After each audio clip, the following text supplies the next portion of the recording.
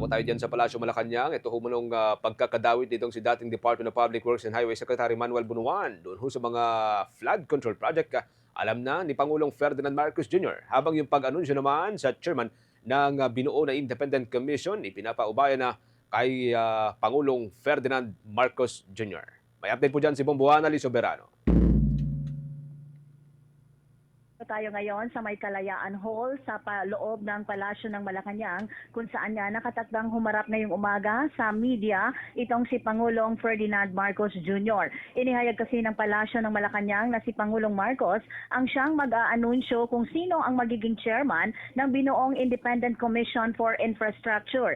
Ayon kay Palace Press Officer at Presidential Communications Office Undersecretary Claire Castro, posibleng isabay ang anunsyo sa oath-taking ng mga miyembro ng komisyon.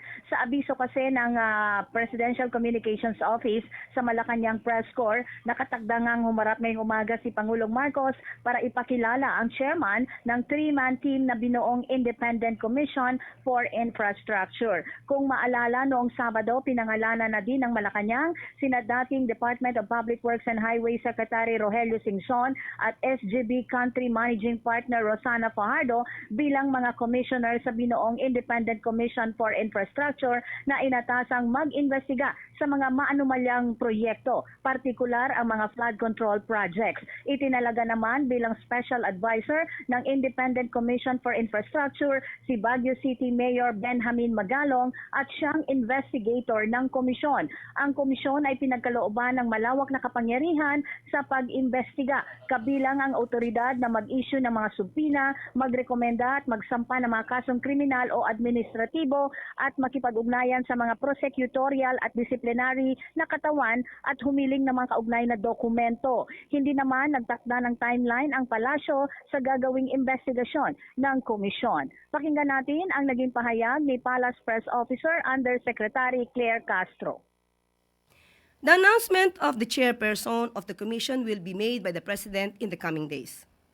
Voluntaryo ang pagtanggap nila sa tungkulin na ito. Hirang para ipagtanggol sistema kundi para harapin ito. Sa kanila ay may mahabang karanasan sa pagtukoy ng mga problema sa loob ng mga institusyon at sa pagpapatupad ng mga reforma sa malalaking organisasyon. At pinakamahalaga sa lahat, wala ni isa sa kanila ang konektado sa anumang ahensya o kontratistang iniimbestigahan. Karapatan ng publiko ang magkaroon ng isang tunay na independent commission. Gaya ng paulit-ulit na sinabi ni Pangulo, walang sasantuhin dito. Kahit kamag-anak, kaibigan, kaalyado, there will be no sacred cows. Nakarating na rin sa kaalaman ng Pangulo ang koneksyon umano ng dating kalihim ng Department of Public Works and Highways na si Manuel Bunuan sa isang kontraktor na nakakuha ng proyekto sa flood control sa Bulacan na nagkakahalaga ng higit 2 bilyong piso noong 2018 hanggang 2024. Ito ay ang MBB Global Properties Corporation na batay sa naging expose ni Senator Panfilo Lacson, tumatayong isa sa mga nagmamay-ari ay ang anak ni Bunuan na umano'y si Fatima Bunuan de la Cruz. Mula sa Malacanang, Bombo. As early as now, meron na bang lumulutang na pangalan na posibleng magiging chairman dyan?